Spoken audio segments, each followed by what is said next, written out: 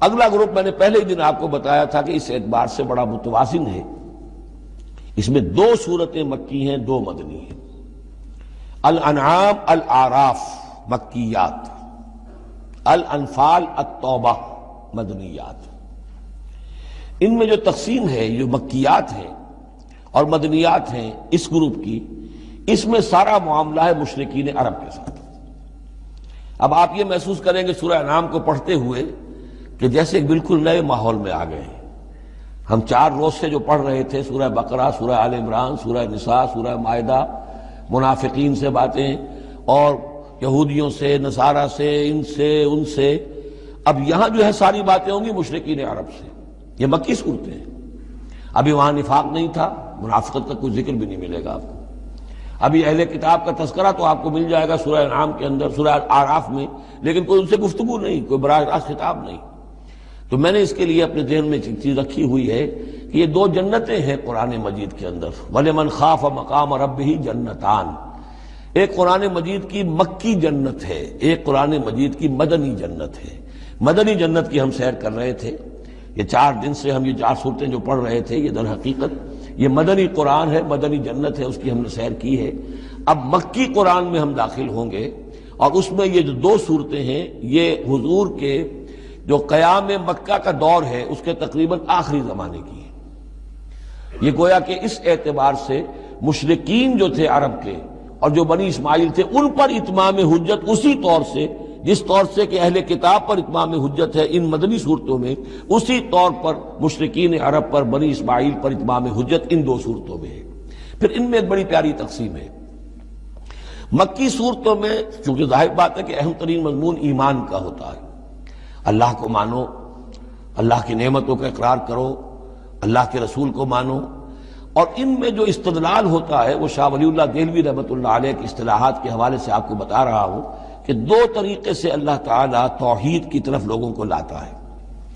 التذکیر بآلاء اللہ، اللہ کے احسانات، اللہ کی عظمت، اللہ کی نشانیاں، اللہ کی قدرت، اللہ کی صنائیاں، یہ تو آیات آفاقیہ، آیات انفسیہ، اور اللہ کے احسانات تم پر، ان کی نعمتوں کا تذکرہ، اس کو کہتے ہیں التذکیر بآلاء اللہ، اللہ کے احسانات اور اس کی قدرت کے جو کرشمے ہیں ان کے حوالے سے یاد دہانی، تذکیر۔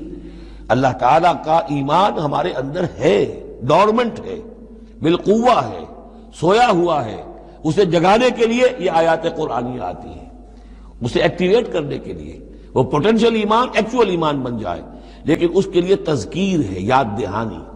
اس تذکیر کا ایک پہلو ہے التذکیر بآلاء اللہ، اللہ کی نعمتوں، اس کی صنائیوں، اس کی قدرتوں کے حوالے سے اللہ کی ایمان کی دعوت۔ ایک ہے التذکیر بایام اللہ، اللہ کے دنوں کے حوالے سے۔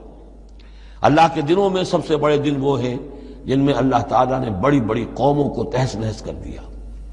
پوری قوم نوح غرق کر دی گئی، پوری قوم عاد برباد کر دی گئی، نسیا منسیا، پوری قوم سمود ختم کر دی گئی، چند ساتھی اہل ایمان اور وقت کے رسول بچا لیے گئے۔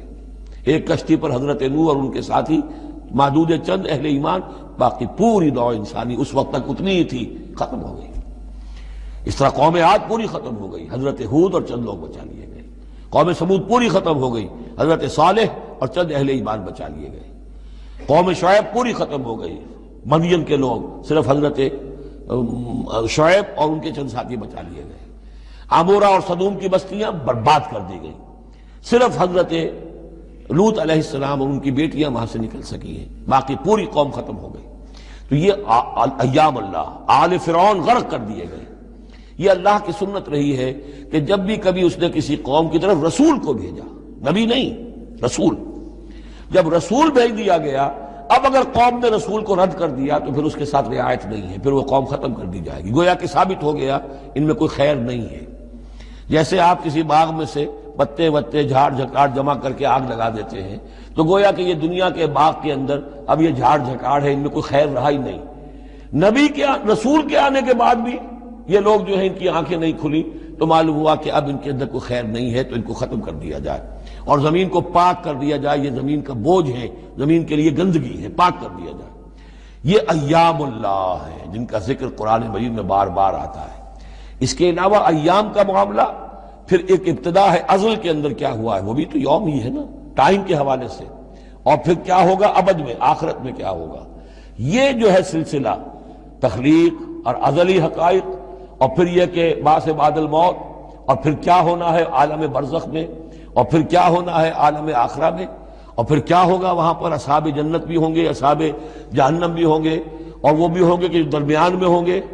تو یہ تمام چیزیں جو ہیں یہ آئیں گی سورہ اعراف کے اندر۔ تو یہ تقسیم ہے توحید کے موضوع پر، یہ دونوں صورتیں بہت جامع، لیکن اول سورہ انعام کے اندر التذکیر بآلاء اللہ، اور ثانیاً سورہ اعراف اس میں آئے گی التذکیر بایام اللہ، اس کا سب سے بڑا مضمون جو ہے وہ اس پر مشتمل ہے۔ انشاءاللہ تعالی کل ہم اس کا مطالعہ شروع کریں گے، اور اس کے بارے میں ایک روایت یہ بھی ہے اس سورہ انعام کے بارے میں کہ یہ پوری سورت ایک ہی وقت میں نازل ہوئی ہے۔ سورہ بقرہ کی آیات مختلف اوقات میں نازل، سورہ مائدہ اسی طریقے سے، لیکن یہ سورت پوری کی پوری بیک وقت نازل ہوئی ہے، اور الفاظ یہ آتے ہیں کہ 70,000 فرشتوں کے جلوں میں حضرت جبرائیل علیہ السلام اس سورت کو لے کر اترے ہیں، اور یہ پوری سورہ انعام ایک ہی نشست میں، یوں سمجھیے ایک ہی تنزیل کے اندر یہ جوں کی تو اسی طرح پوری کی پوری اتری ہے۔